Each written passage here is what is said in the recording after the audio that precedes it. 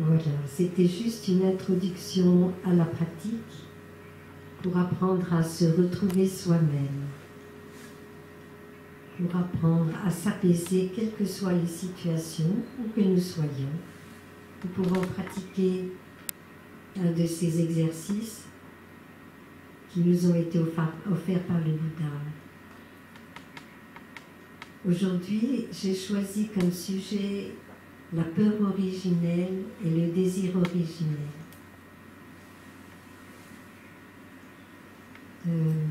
C'est un sujet qui me tient beaucoup à cœur. Et je voulais vous en parler un petit peu, partager avec vous. J'espère qu'un jour on pourra, je vais donner bientôt une retraite et qu'on pourra avoir une partie d'enseignement, puis ensuite questions-réponses sur le sujet qui aura été développé, pour que ce soit plus vivant. Pourquoi parle-t-on de la peur originelle? Qu'est-ce que c'est la peur originelle? D'où vient-elle? Quand a-t-elle pris son début, son essor à l'intérieur de nous? Notre maître a donné un enseignement merveilleux sur ce sujet. Et j'ai été très interpellée par ce sujet. Pour ce faire, nous allons, comme souvent dans ma pratique, repartir au moment de notre naissance et même avant notre naissance. À un moment où nous étions près du cœur de notre maman et que nous entendions son battement du cœur et sa respiration. Si on ne retourne pas là-bas, c'est comme une maison qu'on bâtit sans avoir de fondation. Si on n'arrive pas à savoir ce qui s'est passé, comment cela s'est passé dans notre cœur, dans ce moment où nous étions dans le palais de l'enfant, disent nos amis vietnamiens, alors il y a beaucoup de choses que nous ne pourrons pas comprendre de notre esprit, de nos réactions, de nos formations mentales, de notre conscience. Dans ces moments-là, nous étions en complète dépendance de maman,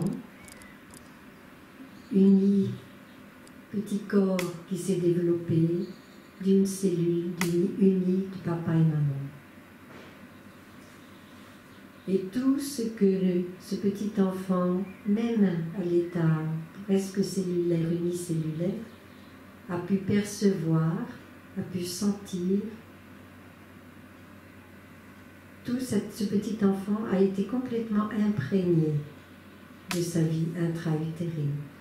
Et ça va marquer sa vie tout entière. Je suis en train en ce moment de relire pour une des nombreuses fois le livre de Thaï sur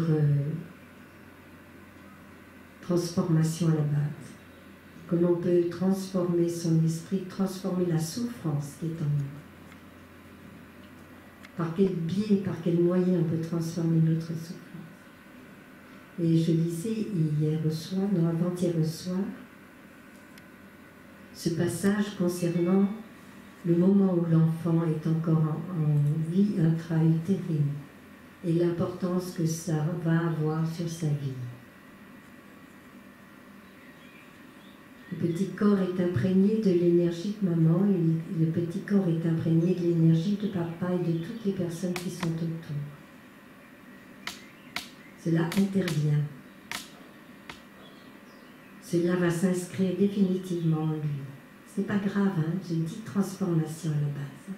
Donc on peut tout à fait changer ce passé et devenir un être complètement, transformé, parce que plus prisonnier de ce qui s'est passé à des moments comme ça. Alors la voix de papa, la voix de maman, la voix des personnes qui l'entourent, l'imprègne. Et imprègne quelle partie de son individu? Bien sûr, chaque cellule. Mais la conscience de base va être arrosée par ce déversement, cette stimulation constante. Ça va s'imprégner à l'intérieur de ce qu'on appelle la conscience du tréfond, l'alaya, vijnana, qui a tout gardé en mémoire. Et à l'intérieur de cette conscience, il y a également tout ce que papa, maman, grand-père, grand-mère et tous les ancêtres jusqu'à très très loin, jusqu'au non-commencement, ont pu vivre. Nous avons à l'intérieur de notre cerveau un cerveau dit reptilien, qui est un cerveau qui est complètement en constante alerte et à travers lesquels passent toutes les stimulations que l'on reçoit. Et s'il y a la moindre inquiétude, le moindre risque, ce cerveau-là va permettre au corps et à la pensée de réagir très vite et de nous protéger. C'est celui qui détermine notre territoire, et le territoire peut très bien être notre bien-aimé, notre territoire, notre vie tout entière. Et nous avons un cerveau qui nous permet, après avoir traversé cet espace-là, de gérer nos émotions, d'en prendre soin, de nous établir dans la paix même s'il y a le danger tout autour. Nous avons la capacité de devenir un être transformé, un être éveillé, un être qui n'est plus prisonnier de ses émotions. Une très bonne nouvelle. Ça, c'est tout à fait le début. Quelquefois, il est difficile d'imaginer que les mémoires de nos ancêtres soient quelque chose qui soit inscrit en nous. Mais si, en ce moment, nous sommes au printemps, nous avons beaucoup de chance de pouvoir regarder ce qui se passe autour de nous. Nous pouvons voir que les oiseaux vont construire leur nid. Mais un nid de mésange n'est pas un nid de pie. Un nid de canard n'est pas un nid de moineau. Ils ne vont pas construire leur nid de la même manière. Une cigogne va choisir un endroit très élevé, son nid sera immense du fait de sa taille, et elle va choisir le bois d'une certaine manière pour faire tisser les branchages, pour pouvoir contenir son corps, son bébé, ses bébés, et puis les bien-aimés qui vont vivre ensemble. Le tisserin, qui est un oiseau aussi, va choisir une feuille. Avant, il aura bien regardé, j'ai vu ça à la télévision, il aura bien regardé, puis après il va choisir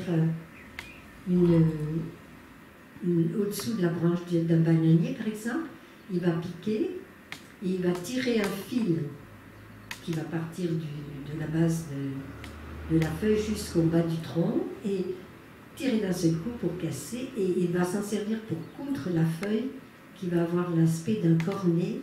Il va remplir ensuite cette feuille avec des plumes, avec des brindilles, et il va mettre ses bébés là-dedans. Mais je vous demande maintenant, qui a enseigné ça au petit enfant tisserand, petit oiseau, qui leur a fait voir comment tisser ce nid incroyable, alors que lui, il était un œuf dans un trou, bien protégé, et qu'il n'a absolument pas vu comment papa et maman se sont assemblés pour pouvoir donner naissance à ce nid. Le rendre un petit peu perméable, de façon à ce que l'eau de pluie puisse s'évacuer en bas, sans entraîner les œufs, etc. Nous sommes pareils. Nous avons des réactions innées, des réactions qui nous viennent de nos ancêtres. Quand un tout petit bébé se met debout, tenu bien sûr, un nourrisson, tenu entre les mains correctement, il peut marcher.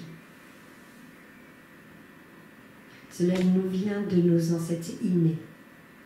C'est du temps où nous étions des hommes préhistoriques et avant.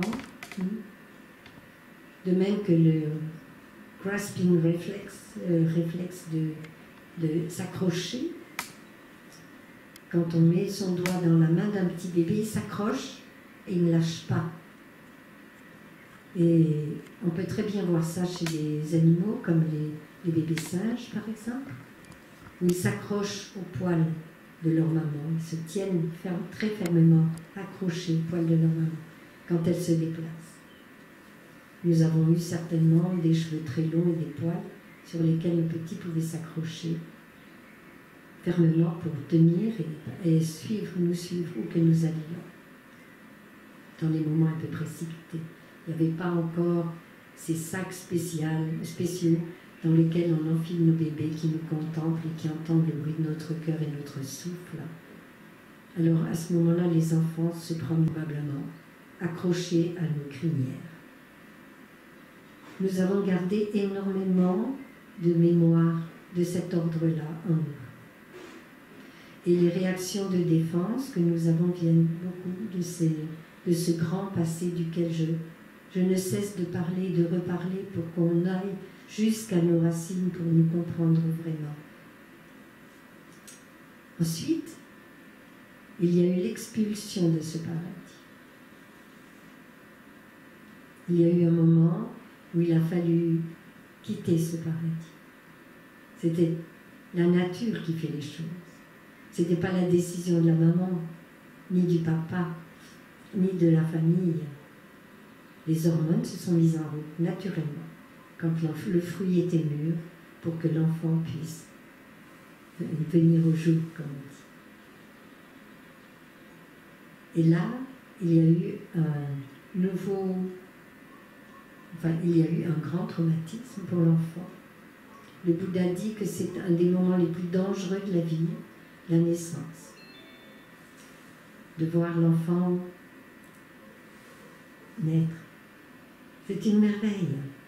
Mais l'enfant est obligé d'affronter tellement de choses différentes de son palier. Il était à l'abri, rappelez-vous. 37 degrés, 36 degrés 8, 36 degrés 9. Il était à l'abri, au chaud. Les bruits étaient perçus à travers le liquide amniotique. Donc, vous pouvez jouer à ça dans une baignoire si vous prenez encore des bains, mettre la tête dans une bassine pour rire. Bien sûr, vous retenez votre souffle et vous faites des bruits et vous écoutez les bruits. Vous verrez, c'est très intéressant. Vous verrez ce que ça réveille en vous. Ça va réveiller quelque chose de très fort, de ces mémoires du passé. Et tout doucement, on quitte tout ça. On quitte tout ça. Le contact physique, il n'y en avait pas. Il y en avait à travers la peau de maman, le tissu adipeux qui était autour, qui était là pour protéger, le liquide amniotique. Alors, de temps en temps, il y avait un petit bout de pied qui dépassait, un talon, un genou. Quelque chose comme ça qui se déplaçait, qu'on pouvait saisir ou qu'on pouvait au moins toucher, caresser. Mais le vrai contact de la main qui prend, qui tient, qui serre, qui tire, qui retient, n'existait pas du tout. Le contact avec l'air, jamais vécu encore. Nous étions dans de l'eau. Donc le contact avec l'air et la température extérieure, l'absence d'eau, ça n'existait pas. Donc nous nous sommes retrouvés aussi, comme ça, le bruit. Le bruit était, je vous ai dit, atténué à travers le liquide amniotique. Là, le bruit est direct. La lumière. Jusqu'à présent, nous étions dans le ventre de maman, dans les meilleures conditions, quand maman s'exposait au soleil, s'allonger par exemple au soleil. À travers la peau du ventre, nous pouvions avoir quelque chose comme une lueur, rose, rouge, un peu plus rouge, mais il n'y avait pas de contact. Alors imaginez, et la peau, aucun contact comme je vous l'ai expliqué tout à l'heure, qui va découvrir ce qu'est le contact d'une main et pas une main qui se pose sur vous, une main qui va vous aider à naître. Donc il va forcément avoir une action sur le corps lui-même.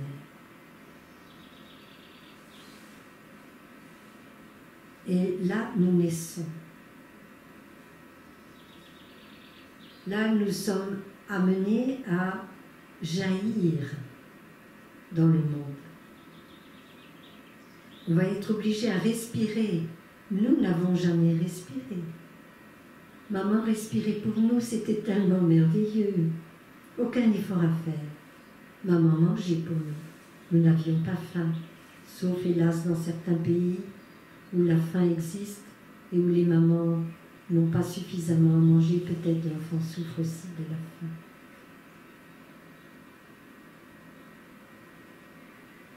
Et nous naissons.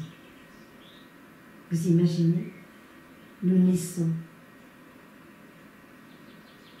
Et comme nous avons souvent un bouchon de glaire pour nous éviter de nous noyer quand on était petit, il faut encore expectorer ça, tousser, respirer, mettre en route cette machine extraordinaire. Le premier souffle qui va nous accompagner tout au long de notre vie jusqu'au dernier. Sans arrêt. La route est libre devant nous, nous sommes nés. Et ce tout petit être, si fragile, si tendre, avec une petite peau si douce, souvent encore recouverte de sébum, oui, je ne sais plus comment on dit, enfin, d'une bonne couche pour le protéger aussi dans le ventre de maman. Ce petit enfant ne peut survivre que parce que nous sommes là. Ce petit enfant ne peut survivre que parce qu'il y a un papa, une maman, une sage-femme, un docteur, quelqu'un qui va aider à mettre au monde cet enfant et surtout à en prendre soin après.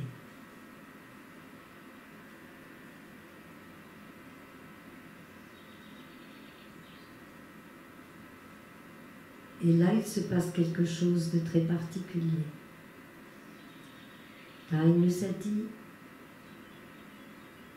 nous avons vécu tellement de vies déjà, que nous savons parfaitement que si personne ne vient à notre secours à ce moment-là, nous allons forcément mourir. Nous ne pouvons pas prendre soin de nous d'aucune manière. Nous n'en avons pas la capacité. Nous allons être donc complètement entre les mains de papa et de maman, ou de grand-père, de grand-mère, ou d'une nourrice, ou de quelqu'un qui va venir prendre soin de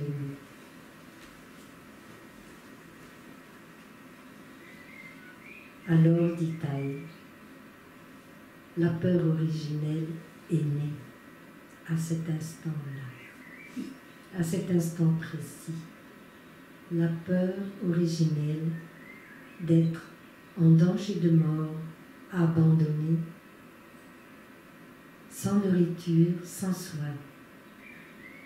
Et tout au long de notre vie, nous allons garder cette peur très sérieusement, très solidement sur notre cœur. Et quoi que nous fassions, ça dort dans la laya. Cette peur dort dans la laya et se réveille. Il ne suffit pas de grand-chose pour qu'elle se réveille. Voici l'origine de la peur, nous a expliqué Taï.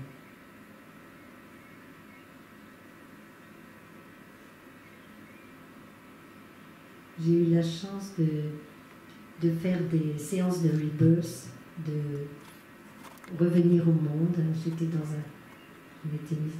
un sac de couchage avec une personne qui nous accompagnait et j'ai trouvé énormément de bonheur à venir au monde. J'ai revécu énormément de ce que je vous ai décrit. Je pourrais presque dire pratiquement tout ce que je vous ai décrit, vient de cette expérience-là.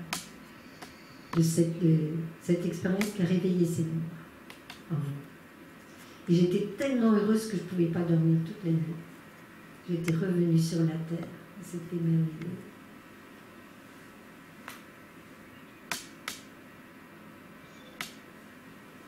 Alors, je vous ai parlé du désir originel. Et bien, le désir originel, il vient à ce moment-là. Il naît à ce moment-là. Le désir originel, c'est « Au secours, prends soin de moi, sinon je vais mourir tout de suite. S'il vous plaît, ne m'oubliez pas, ne me laissez pas seule, sinon je vais mourir tout de suite. » Est-ce que cela vous dit quelque chose? Est-ce que cela vous parle? Goûtez un peu à l'intérieur. Je vais demander à notre sœur d'inviter un son de cloche. Merci.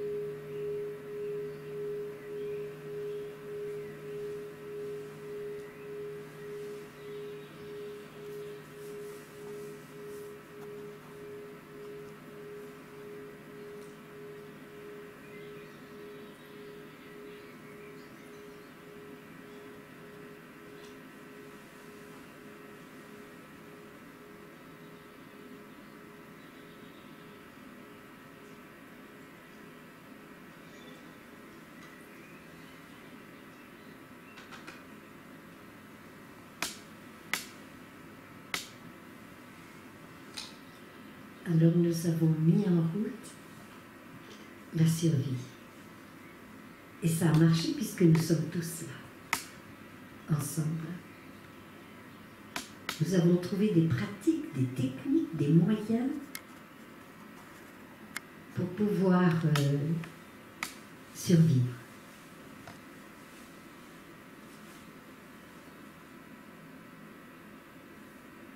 Qu'avons-nous trouvé comme moyen pour survivre?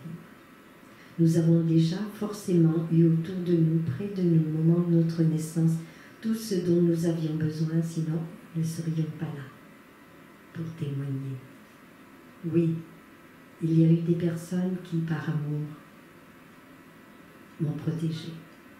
Même si je n'ai pas compris leur amour, même si j'ai rien vu du tout de leur amour, ou je croyais qu'ils ne m'aimaient pas, mais ils ont donné leur vie pour moi. Et je suis là. Je suis le témoin de ces soins attentifs. Le Bouddha dit, la personne la plus importante dans votre vie, c'est votre maman et votre papa, les personnes les plus importantes. Ne pas avoir de gratitude pour nos parents, c'est ne pas comprendre notre vie, pas comprendre qui nous sommes.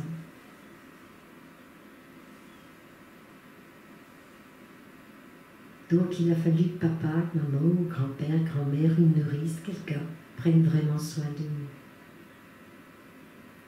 Et nous avons mis des stratégies au point. Ça, c'est notre maître qui dit ça. Nous avons mis des stratégies au point.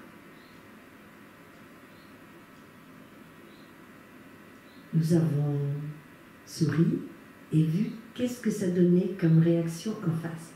Est-ce que quand je souris, la personne qui s'occupe de moi agit différemment ou pas? Nous avons appris à pleurer pour attirer l'attention. Et nous avons pu calculer si cette attention était soutenue ou pas en fonction de nos pleurs, de nos sourires, de nos rires. Retenir l'attention. Faire en sorte que la personne qui est en face de nous s'occupe de nous pour ne pas mourir. C'est la technique de base. Ce sur quoi est basée complètement notre relation à l'autre. Notre relation à l'autre est une mémoire de les pratiques que nous avons eues en fonction des réactions de notre environnement. C'est extraordinaire, n'est-ce pas? Ce tout petit bout d'homme ou de femme est arrivé à trouver des tactiques. Toujours Tan qui dit ça, hein? Mais il faut vérifier dans vos vies. Je répète pas taille. J'ai exploré de mon côté comment j'avais mis au point ma technique, mes pratiques. Qu'est-ce que j'avais choisi comme pratique pour pouvoir garder, être sûr de garder quelqu'un près de moi suffisamment pour pouvoir avoir tout ce dont j'avais besoin, par exemple.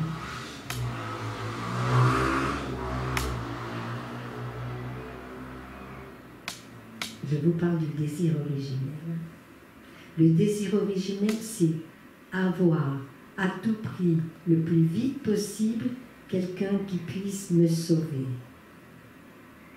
Quelqu'un qui puisse me soutenir, quelqu'un qui puisse me comprendre, quelqu'un qui ne me rejette pas, quelqu'un qui ne m'abandonne pas. Vous voyez, nous avons construit notre vie là-dessus. Entièrement là-dessus. Et d'autant plus fort que c'est complètement inconscient. Et cette pratique, ces attitudes, que nous appelons aussi des énergies d'habitude, sommeillent dans notre alaya, dans notre conscience du tréfonds. Ô merveille! Nous sommes sur pilotage automatique.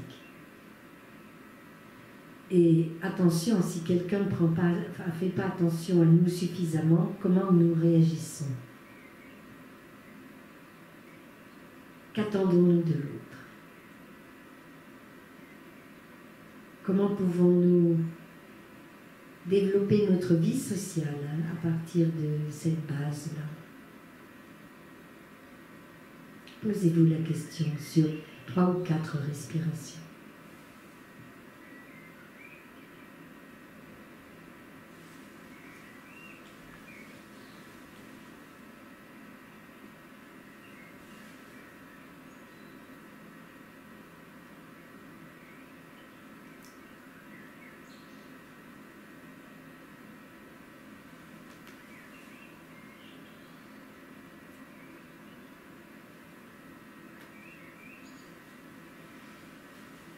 De quelle manière j'ai développé ma base? De quelle manière? Il y a des enfants dont la stratégie est de faire semblant de ne pas exister. Alors d'un seul coup, le papa ou la maman se dit « Mon Dieu, qu'est-ce qui lui est arrivé? Où est-elle? Où est-il » Et tout se met en route pour essayer de retrouver l'enfant le plus vite possible. Et peut-être il est dans la chambre à côté, ne fait pas de bruit. Mais c'est un moyen d'avoir papa et maman aussi très bien, les personnes qui s'occupent de nous. Il y a des enfants silencieux. Il y a des enfants qui ne parlent pas parce qu'ils se sont mis en silence, sur le mode mout, le silence dans lequel on vous tient pour le moment. Ils se sont mis dans ce silence-là.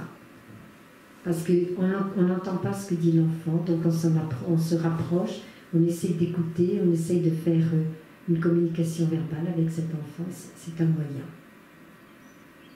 Il y a le petit enfant qui va prendre l'habitude de sauter sur vos genoux, de vous caresser le visage et tout ça, c'est pas parce qu'il ne vous aime pas, il vous aime, tous les enfants aiment, hein, mais ils veulent attirer l'attention, retenir l'attention, et garder à l'intérieur de leur cœur la certitude qu'ils ne seront pas abandonnés, qu'ils ne seront pas en danger de mort. Nous sommes tous ces enfants-là. Nous sommes tous ces enfants-là. Comment nous conduisons-nous avec nos enfants? Comment nous conduisons-nous avec les personnes qui nous entourent? Comment nous conduisons-nous avec nos parents? Avec les animaux? Avec les plantes? Comment nous conduisons-nous? Qu'est-ce que nous avons décidé de développer comme stratégie? Quelle est notre stratégie? Dès qu'elle devient inconsciente, elle cesse d'être un obstacle dans notre vie. on va comprendre pourquoi nous agissons toujours comme ça. Je me souviens, village des Pruniers, avoir souffert beaucoup de ne pas entendre dire le matin bonjour. Alors je disais bonjour, puis comme tout le monde était en silence, on me regardait, on l'air de dire enfin sur Yaknim, ça va pas du tout. Pourquoi veux-tu nous dire bonjour? Ben, c'était ça, n'est-ce pas? C'était la peur dans l'alaya, dans la conscience du tréfonds, cette peur très intense de ne pas être reconnu, donc de risquer de mourir, quoi. C'était clair. Si vous êtes transparent, si on ne vous voit pas, pour l'enfant tout petit, ça veut dire qu'il n'y aura pas à manger, qu'il n'y aura pas de quoi dormir, qu'on va rester sale et qu'on va mourir. Donc, pendant très longtemps, ça a été comme ça. Et un jour, notre maître a su cela, a su que j'étais très triste de ne pas rencontrer de « Bonjour, Sir Yaknim » en réponse à mon bonjour. Et la fois suivante, quand je lui ai apporté à manger, alors que d'habitude on souriait et on se saluait, il s'est mis devant moi avec son grand sourire et il m'a dit « Bonjour, Sir Yaknim ». Et j'ai réalisé à ce moment-là que c'était une demande très intense que j'avais au fond de moi. Et que Thaï avait compris cette demande très intense et qu'il y répondait. Et il y répondait pour rassurer qui? Pas Sir Yaknim, mais pour rassurer l'enfant qui venait de naître et qui n'était pas sûr de pouvoir survivre. Il m'a trouvé dans l'alaya. Il est allé me chercher dans ma conscience profonde, dans ma conscience du tréfonds. Il est allé guérir cette partie-là, dans la conscience du tréfonds. Parce qu'il sait, notre maître sait cela. Et nous sommes tous comme ça. Nous ne sommes pas une exception, tout le monde est comme ça. Plus ou moins dans un monde, dans un domaine, dans un autre et dans un troisième. Donc notre relation à l'autre est basée là-dessus. Les stratégies ont pu se transformer progressivement tout au long de notre vie. Mais à la peur originelle, il y a le désir originel qui est né en même temps. J'ai une belle histoire à vous raconter que notre maître nous a racontée. Un monsieur est dans un café, déjà depuis un bon moment. Il a déjà bu son café, il a déjà regardé toutes les personnes qui sont à l'intérieur de cet espace, en détail, puisqu'il n'avait que ça à faire. Il a même regardé par la fenêtre, voir passer des personnes. Et il est là, il est seul, il observe. Et tout à coup,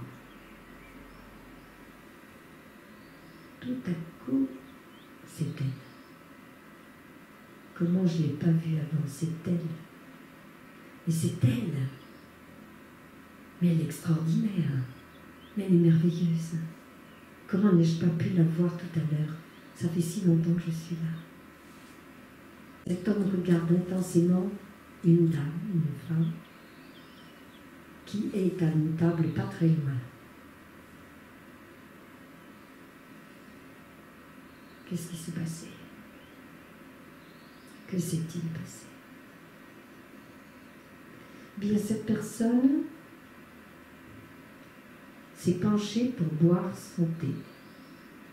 Elle s'est penchée, elle a saisi la tasse, et pendant qu'elle se penchait, le rideau de ses cheveux a glissé sur sa joue, et il a vu son oreille.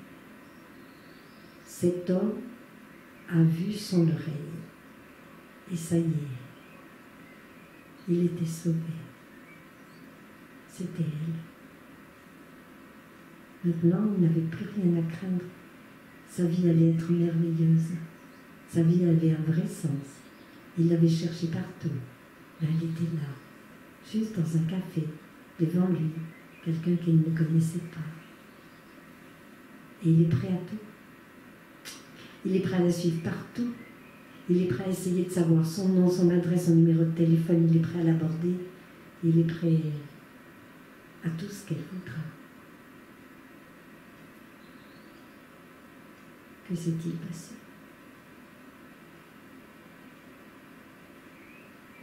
Que s'est-il passé? Elle s'est penchée pour prendre sa tasse de thé et le rideau de ses cheveux a glissé sur sa joue et il a vu son oreille. Ce n'est pas un fétichiste. C'est un homme normal, des fétichistes aussi. Mais ce n'est pas un fétichiste. Que s'est-il passé? Un jour, dans son berceau, me dit-elle, ce petit enfant, ce petit garçon, souffrait de la faim et avait très mal au ventre. Il pleurait très très fort pour attirer l'attention de sa maman ou de la personne qui est venue à son secours. Alors elle a écarté le voile et le tulle, elle s'est penchée en avant, le rideau de ses cheveux a glissé sur sa joue, il a vu son oreille et en même temps, elle l'a saisi et a porté contre son cœur. Il était sauvé. Ça s'appelle un coup de foudre. La base de cet élan d'amour, de gratitude, d'amour, et la certitude que la vie ne peut pas être sans cette personne, était basée là-dessus.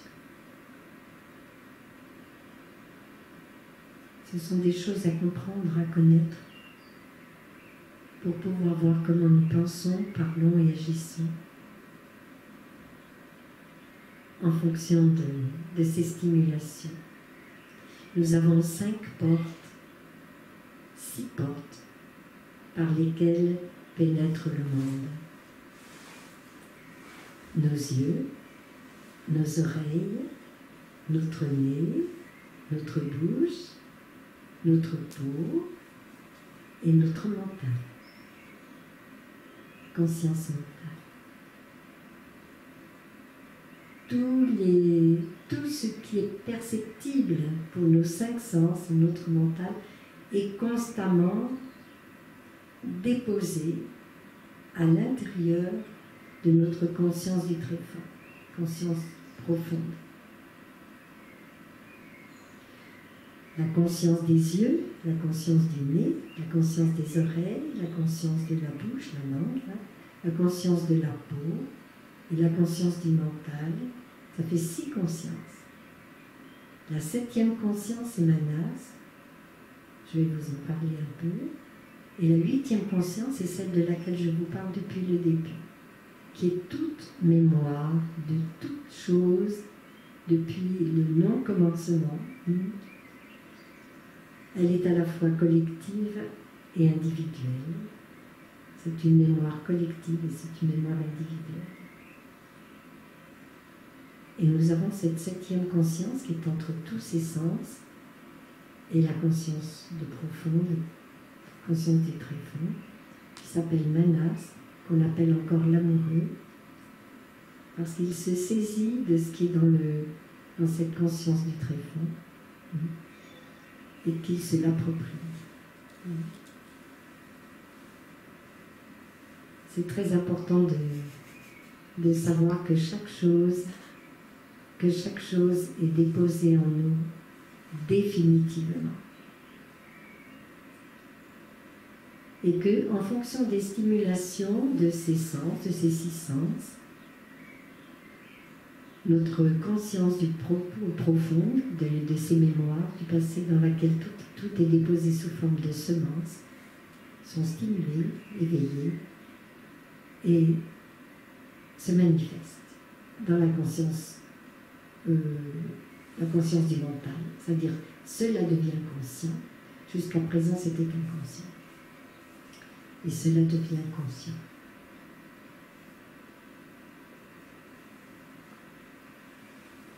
Je vais demander un son de cloche à ma sœur, s'il vous plaît. Merci, certainement.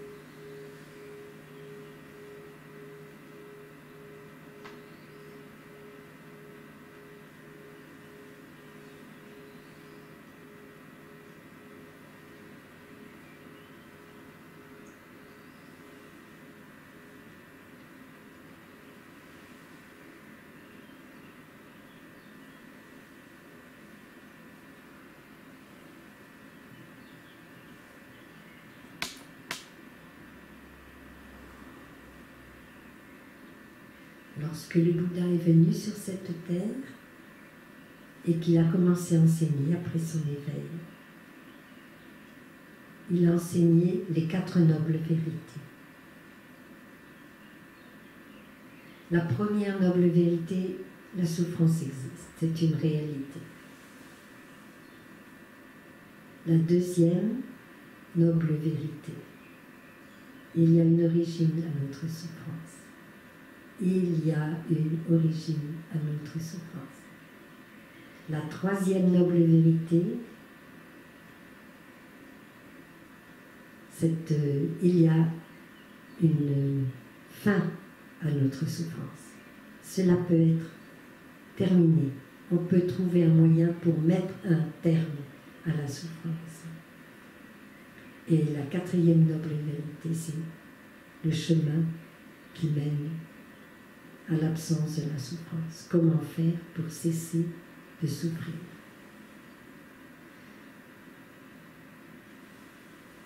Ces 4 nobles vérités, elles sont nobles. On peut parler de la noblesse de cette souffrance dans la mesure où on décide d'y mettre fin et qu'on a trouvé un chemin pour y mettre fin.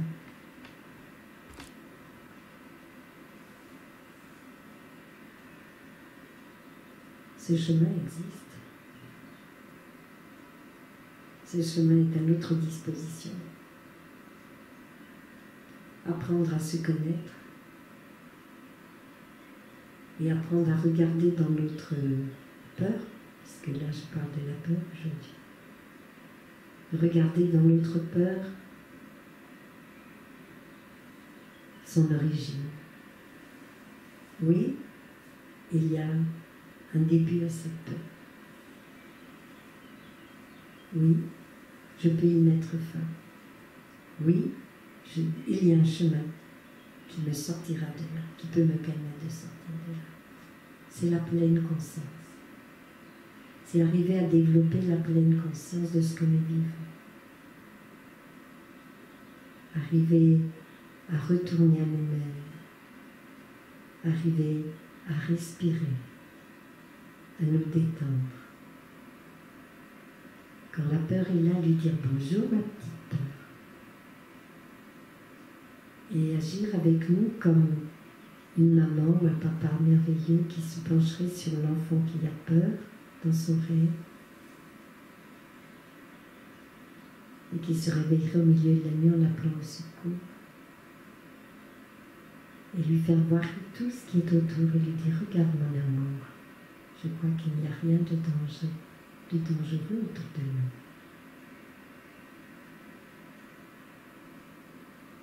Être en contact avec sa peur. Accepter d'avoir peur.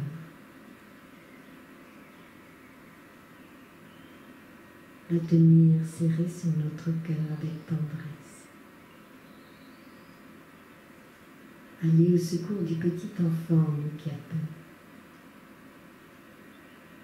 Lui apporter notre joie, notre douceur, la certitude que tout est impermanent. La peur se manifeste, elle se développe et elle va s'arrêter pour être remplacée par une autre émotion. Et c'est si important de savoir que tout est impermanent. Pendant vos méditations assises, vous pouvez passer du temps, si vous voulez, avec votre respiration consciente, rendue consciente. J'inspire, j'expire, et rester en contact avec cette merveille, cet impermanent. De temps en temps, il y a une pensée qui monte, elle se manifeste, on peut la reconnaître. Elle est dans notre conscience, elle est là, elle se manifeste, conscience mentale. Elle est là, elle se manifeste. Et ensuite, elle redescend. Une autre pensée apparaît. On dit que notre esprit est comme un singe qui saute de branche en branche. Alors on regarde cela, on s'arrête, on regarde cela. Et on voit la permanence de la peur aussi. Si nous discutons, si nous parlons, si nous continuons à entretenir, c'est le chemin qui mène à la souffrance. Si nous continuons nous discutons avec notre souffrance en nous disant comment vais-je faire pour pouvoir m'en sortir, je ne vois pas d'issue, etc. Nous cultivons notre souffrance.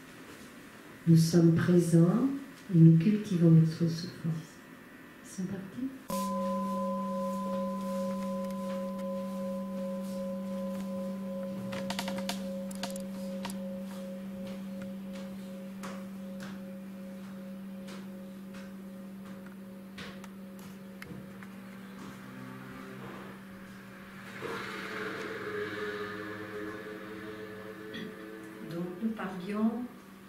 De cette peur qui est en fait impermanente. Là, nous avons une très belle expérience parce qu'elle est impermanente de façon rapide. Nous avons la chance d'avoir rencontré...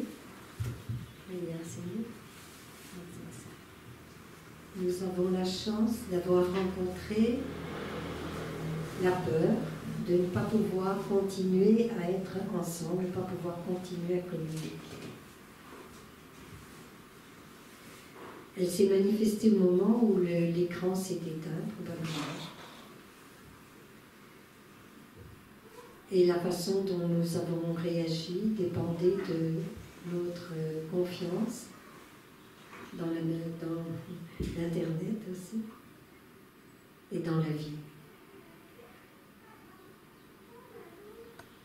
Avec le souffle, nous avons pu garder notre stabilité complète ici, essayer de faire mieux, et puis ensuite décider rapidement, nos deux sœurs ont décidé rapidement de nous offrir un autre lieu d'accueil que nous aimons beaucoup parce que c'est la salle de méditation.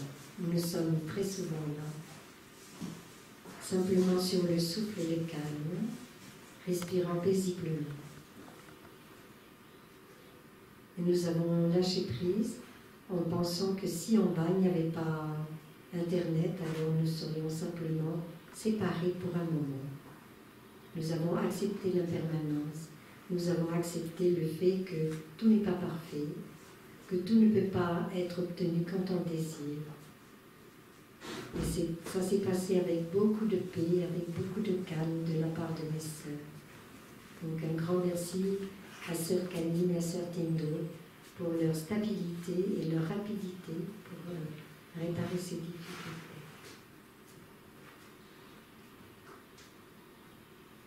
Quand on se trouve dans une difficulté comme celle-là, je vais vous en parler juste avant qu'on ne soit interrompu. Il y a la tentation de la discussion, ça vient toucher dans notre conscience profonde le manque. Ça vient toucher dans notre conscience profonde l'impuissance, notre incapacité à transformer une situation que nous ne souhaitions vraiment pas. Vous êtes là, hein? Moi aussi, nous aussi. Donc, ça touche les graines qui sont à l'intérieur de notre conscience profonde. Elles dorment. Ce sont des graines qui sommeillent, des graines d'insécurité, des graines de peur, des graines de colère, avec l'impuissance. Et le fait de savoir cela, de les nommer, de s'arrêter, retourner à soi-même, reconnaître, nommer. Oui, je sais que tu es là. Tu as la peur de ne pas pouvoir être en connexion. Tu as la frustration, parce que c'est quelque chose que j'attendais. Et il y a l'impuissance. Ça ne dépend pas de nos possibilités, de notre pouvoir de transformer cette situation. L'impuissance se manifeste, et souvent, avec l'impuissance, il y a la colère. Avec la frustration, il y a la colère. Donc voilà. Nos yeux ont été privés du contact, nos oreilles ont été privées du contact. Nous parlions tout à l'heure des 5 sens plus le mental, qui sont en connexion directe avec notre conscience du tréfonds, conscience profonde. Et là, tout s'est mis en route. Tout s'est mis en route. Donc, s'arrêter, reconnaître, nommer les émotions qui nous traversent. Les nommer en retournant à nous-mêmes, nous retournons à notre souffle. Avant le souffle, nous constatons souvent que notre respiration est arrêtée, ou en suspens, ou saccadée. Le ventre souvent est noué, fermé, les épaules sont contractées, serrées. Nous sommes dans un état de stress dont nous ne sommes pas toujours conscients. Mais le stress se présente, il est là, et nous sommes en contact avec lui. Avec le souffle, nous allons faire ce que je vous ai proposé tout à l'heure dans la méditation du Bouddha. J'inspire, je suis conscient de mon corps tendu. J'expire, je détends mon corps.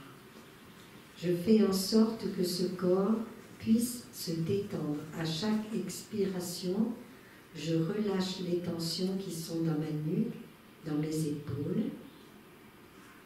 Je détends les tensions qui sont dans mon ventre, dans ma poitrine, dans mes membres. Je respire, je souris. Je laisse mon corps retrouver son équilibre naturel.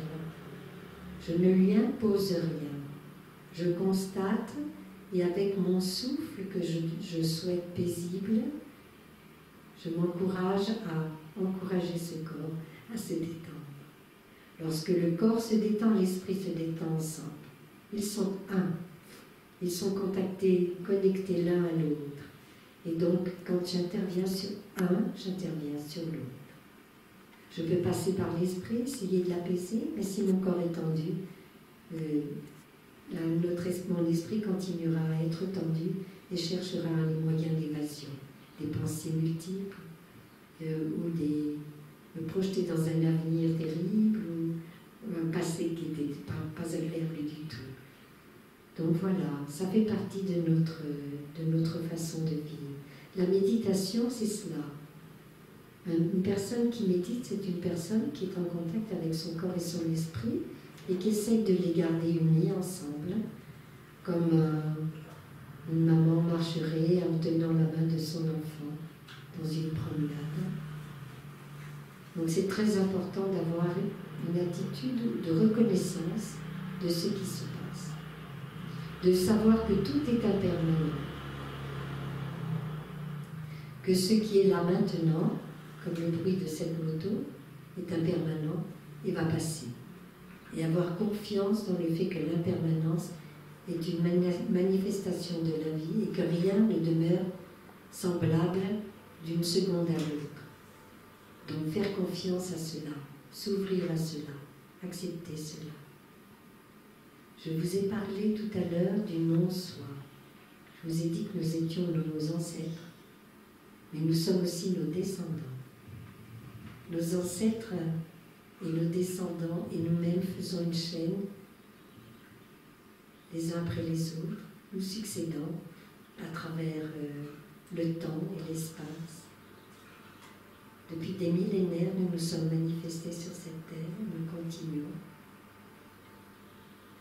à nous manifester dans tout ce qui nous entoure et dans nos enfants. Notre corps est tissé par l'univers. Notre corps est tissé par la terre, tissé par l'air, par l'eau, par la chaleur, par l'espace, porteur de conscience, et tout est semblable à nous. Une fleur, une plante est tissée par la terre, tissée par l'air, tissée par l'eau, tissée par le soleil, tissée par l'espace. Parce que s'il n'y a pas d'espace, il n'y a pas de fleur qui puisse se développer. Tissée par la conscience. La fleur a une conscience, elle est consciente. À sa manière, elle sait que nous sommes là. Ce matin, j'ai fait une expérience qui nous ramène à cet enseignement. Ça s'appelle ce dont je vais vous parler, c'est le non-soi. Même avant de parler de mon expérience de ce matin, je voudrais finir. Il y a quelque chose aussi de merveilleux. Chacune de nos attitudes est tissée par nos ancêtres. Chacune de nos attitudes est tissée par le monde dans lequel nous nous sommes développés. Chacune de nos attitudes reflète la société dans laquelle nous avons été élevés. Et c'est si important. Nous avons la chance d'être nés avec des parents qui savaient parler, qui nous ont appris un langage, qui nous permet de communiquer avec les autres. C'est une chance inestimable, merveilleuse.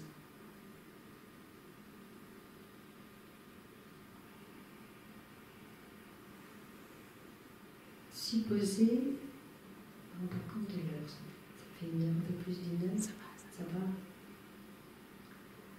Supposer que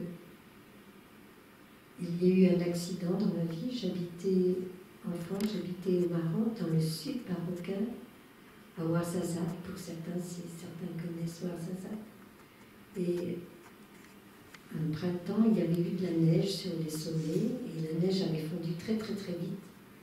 Et l'eau s'était engouffrée dans la vallée qui était juste en dessous de chez nous.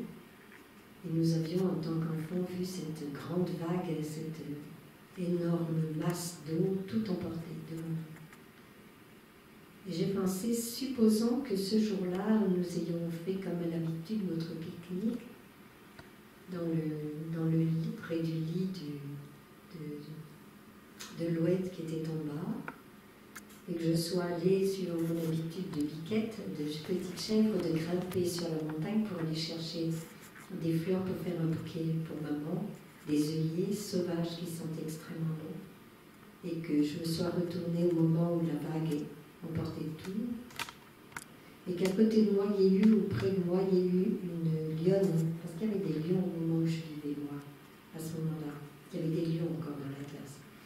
Et qu'il y ait un lion, une lionne, qui ait vu ses petits noyés, et qui m'ait vu, moi, perdu, et qui ait décidé, dans un acte de bravoure et de générosité, de faire de moi son lionceau.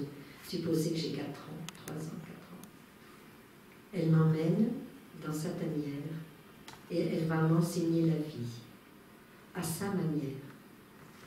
Il est évident que je ne vais pas apprendre à parler le langage des hommes, et que ce que je sais du langage des hommes va tout simplement s'effacer. Je vais apprendre à chasser, à me mettre à l'affût pour attraper des lézards, pour les manger. Elle m'apportera quelques proies que j'apprendrai à manger avec elle. J'apprendrai à faire des petits trous dans le sable pour soulager ma lessive et autre chose, etc.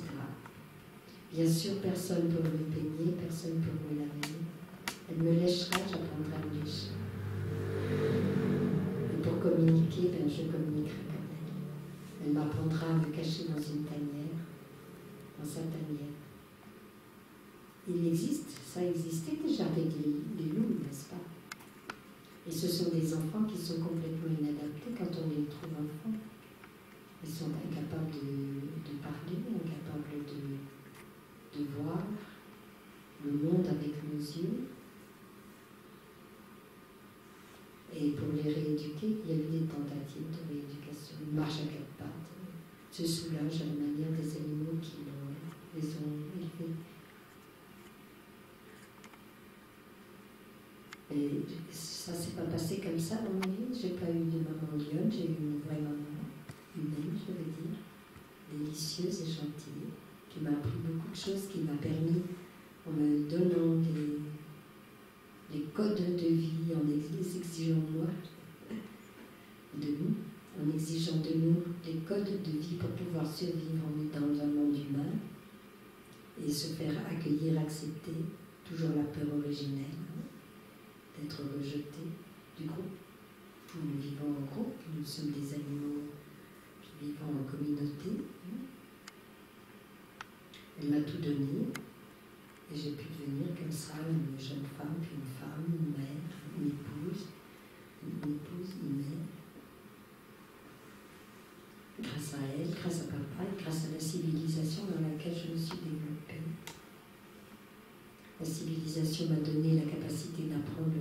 métier de kinésithérapeute, donc j'ai appris. Si j'étais née auprès de Taille, j'aurais pu être très très jeune, celle que je suis déjà. Je n'aurais pas connu cette vie ici. Alors si élevée par un lion, une lionne, c'est les mamans lionnes qui élèvent leur bébé. Si élevée par une maman lionne, je deviens un enfant lion. Si élevée par une maman qui vit dans le monde, je suis une dame dans le monde. Et si élevée par taille, je deviens une maniale, qui est là? Qui est cette personne qui peut être une lionne, qui peut être une dame dans le monde, ou qui peut être une maniale? Qui est là? Qui est capable de s'adapter? Qu'est-ce qui est là derrière qui s'adapte? Et qui fait que quand vous me voyez, vous voyez la maniale. Vous ne voyez pas la lionne, vous ne voyez pas la dame. Qu'est-ce qui fait que quand j'étais une dame, on ne voyait pas la maniale qui était en moi? Ni la lionne qui aurait pu l'être. Qui est là? Qui peut se manifester de cette manière-là? Qui peut se laisser imprégner? Voilà. L'Alaya, c'est le lieu de l'imprégnation. J'avais oublié le mot, merci. L'imprégnation. Suivant le monde dans lequel nous nous développons, nous nous imprégnons de ce monde et nous développons en nous la chance extraordinaire d'être à l'image du monde qui nous entoure. Alors il faut bien choisir le monde qui nous entoure. Il faut vraiment choisir les personnes desquelles nous voulons être entourés et desquelles nos enfants doivent être entourés pour être accueillis, acceptés dans la civilisation dans laquelle nous vivons. C'est merveilleux. Je vais demander un son de cloche, s'il te plaît.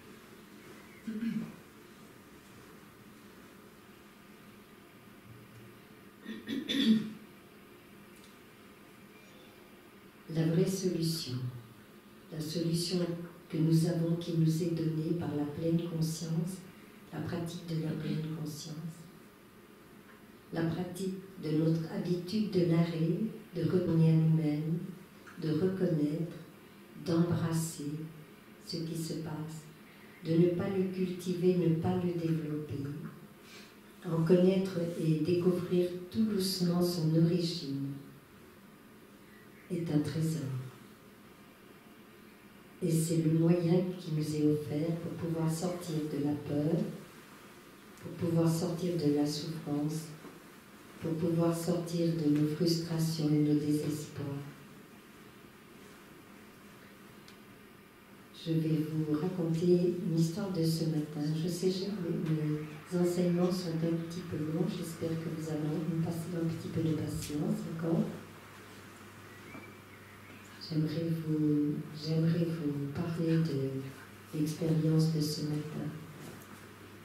À l'heure actuelle, dans le jardin, d'abord, avant toute chose, je voulais vous dire un très très grand merci à tout le monde, ceux qui se sont inscrits, ceux qui sont par là, ceux qui vont écouter, qui écouteront plus tard, peu importe, vous dire un tellement grand merci pour le soutien que vous nous accordez. accordé depuis des jours et des jours, quelquefois même des années, pour certains d'entre vous, qui nous soutenaient, qui nous permettaient, dans ces moments de difficulté, d'avoir de quoi vivre, de pouvoir manger, de pouvoir dormir, nous chauffer, prendre soin de nous, de notre maison.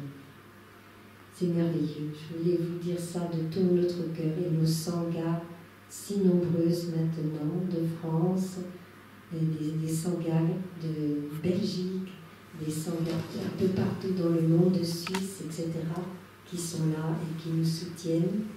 C'est un très grand bonheur pour nous de vous avoir dans nos vies. Et nous voulions vous dire que nous vous aimons de tout notre cœur. Maintenant, je vais vous raconter l'histoire. Ça fait 2 fois déjà que j'ai changé d'unité. Dans notre jardin, nous avons des chenilles, pas des chenilles, des vers qui mangent nos fleurs. Alors, elles adorent les petites racines et elles mangent la fleur par la racine. Comme ça, c'est ce qui est bien tendre et enfermé dans la terre. On ne les voit pas, donc on ne sait pas pourquoi la fleur est en train de mourir. Et la plante se dessèche, meurt, et puis c'est fini. Il n'y a plus de plante. C'est un ver très intéressant. Il donne naissance à des œufs qui ont des couleurs différentes. Alors, il y a des œufs qui sont gris, il y a des œufs qui sont bleu fluo, bleu-vert, fluo, il y en a d'autres qui sont jaunes et d'autres qui sont oranges. Alors, ne me demandez pas ce qu'il y a à l'intérieur pour savoir si c'est une question d'âge ou de sexe qui fait que ça change de couleur, mais en tous les cas, elles en pondent des centaines. Et si bien que chaque fois que je touche une plante que je ne vois pas bien, j'ouvre, je regarde et j'enlève une à une toutes les petites graines, parce que j'appelle ça des graines, des petites graines, c'est-à-dire les œufs de cet animal, que je mets dans un petit godet. Ensuite, je recouvre avec de la terre, la même terre, pour que ce soit confortable. Et ensuite, je les amène plus loin dans la nature, un endroit où il n'y a pas de fleurs à manger, sinon des fleurs sauvages.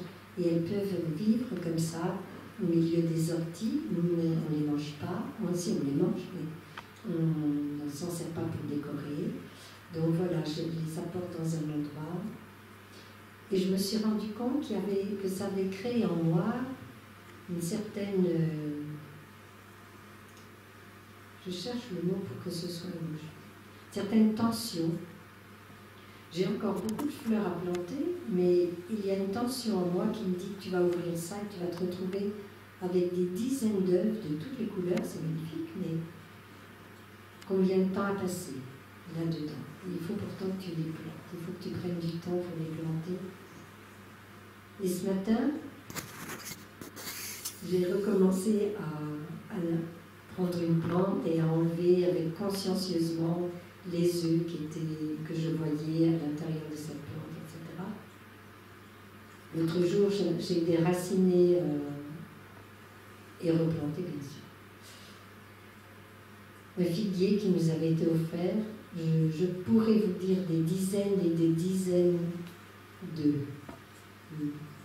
Je l'ai ramené aux racines presque nues, je l'ai replanté dans une terre vierge d'œufs, et il a repoussé, il a accepté de cette chirurgie violente, il l'a accepté parce qu'il savait que mon cœur était plein d'amour, et j'étais en train de lui dire, écoute, tiens bien la route, parce que nous espérons que tu vas être heureux dans cette nouvelle maison.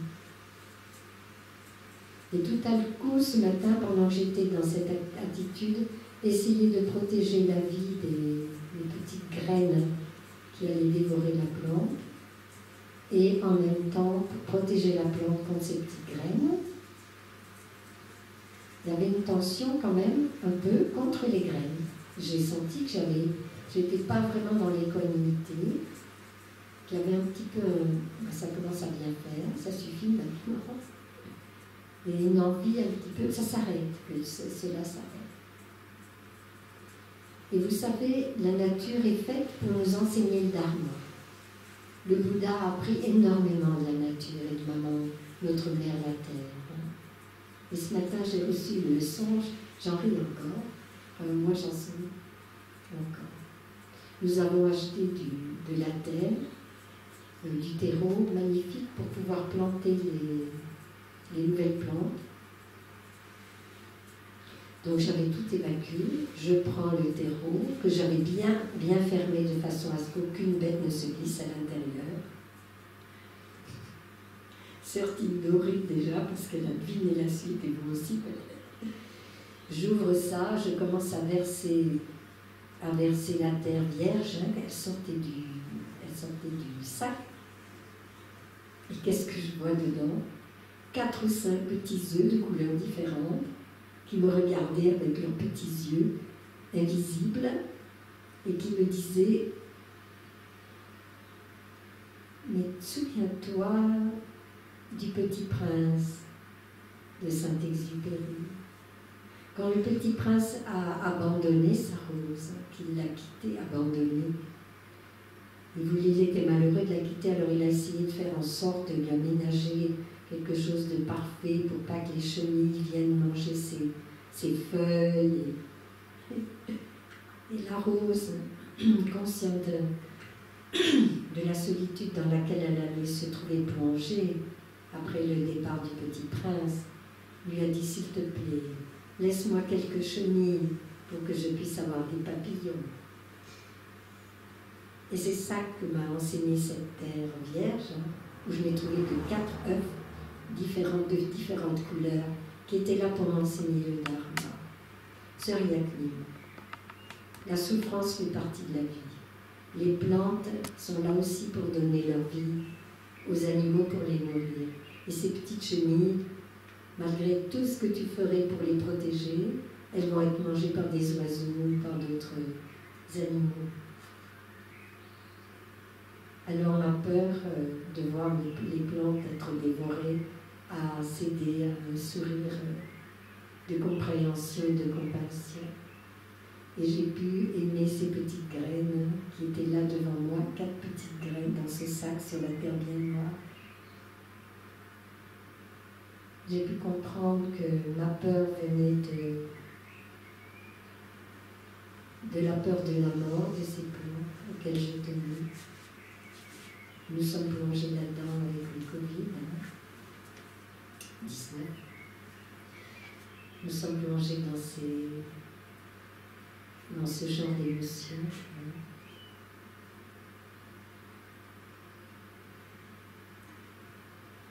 Recevoir la vie, c'est une merveille.